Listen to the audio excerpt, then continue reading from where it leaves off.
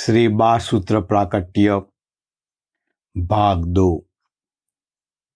सोमवार 18 नवंबर 1991।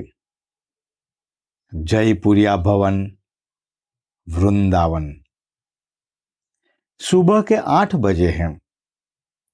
स्वामी जी जयपुरिया धर्मशाला की लॉबी में अपने रूम के आगे कुर्सी पर बैठे हैं। वे अपने साथ गुणातीत ने भेजे हुए कार्ड का सेट भी लाए हैं, जिनमें उन्होंने कल बासूत्र लिखे। इसको बताकर स्वामी जी कह रहे हैं, तुम्हारी प्रार्थना सच है और तुम्हारे अंदर मुमुक्षुत्व है, तो भगवान जवाब देने में देर नहीं करते हैं। देख, गुणातीत ने हमको कार्ड भेजे तो हमने तुरंत लिख दिए। हमने तो कल शाम को ही सब लिख दिए थे। तुम्हारे अंदर मुमुक्षुत्व है तो भगवान से जवाब तुरंत मिलता है। इसमें थोड़ा भी विलंब नहीं होता है। कोई कहता है कि हमको पत्र नहीं मिला, लेकिन तुम्हारे अंदर प्रार्थना नहीं है, मुमुक्षुत्व नहीं है, तो पत्र कैसे मिलेगा? और हम लिखकर करेंगे भी क्या?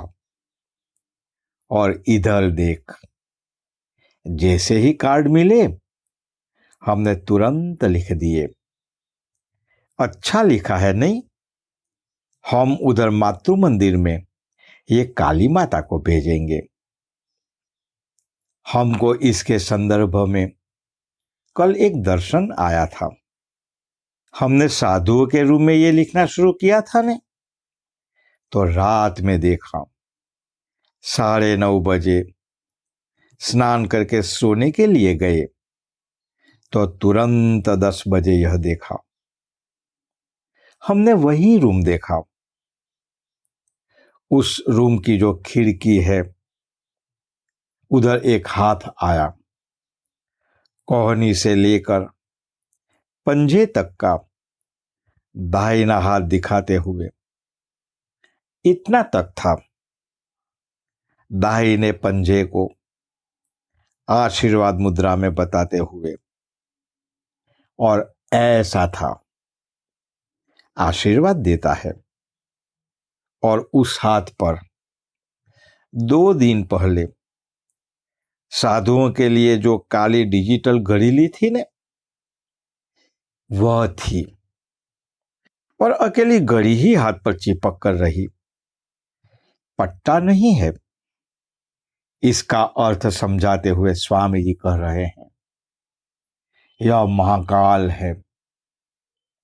हमको अहमदाबाद में भी महाकाल का दर्शन हुआ था ने। उस वक्त कंकाल था। इस वक्त ऐसा नहीं है। कंकाल स्वरूप नहीं है। इस वक्त जैसा सामान्यतः होता है, वैसा कुदरती हाथ ही है। और हाथ का वर्ण गोरा है। माताजी का हाथ है। हम लोगों ने उस रूम में लिखने की शुरुआत की थी ने, इसलिए उस रूम की खिड़की बताई। माताजी आशीर्वाद देती है। अकेले हमको आशीर्वाद देती है यह नहीं है। तुम सब भी उस रूम में थे ना, तो सभी साधु लोगों को माताजी ने आशीर्वाद दिए। अच्छा, हमने जो लिखा उसका अर्थ समझाते हैं। स्वामी जी साधुओं को अर्थ समझा रहे हैं। एक एक करके गृहस्थ भक्त भी आए और सत्संग में बैठे। स्वामी जी का कल से बासूत्र लिखना कैसे प्रारंभ हुआ, इस संदर्भ में उनको कैसे दर्शन हुए, बा ने आशीर्वाद दिए, ये सब कहने लगे। कल जैसे साधुओं को समझाया था, आज गृहस्थ भक्तों को भी समझाया। बाद में स्वामी जी ने गृहस्थ भक्तों को यह लिख लेने के लिए और पढ़ने के लिए, इसका नित्य पाठ करने के लिए कहा। इस पुस्तक में इन सब को संकलित करके प्रस्तुत किया गया है।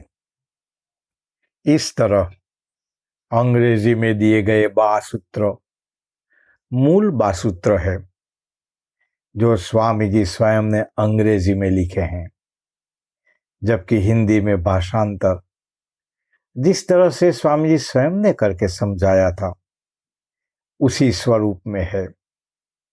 तत्पश्चात उन सूत्र पर उन्होंने टीका करते हुए जो कहा था यह दिया गया है।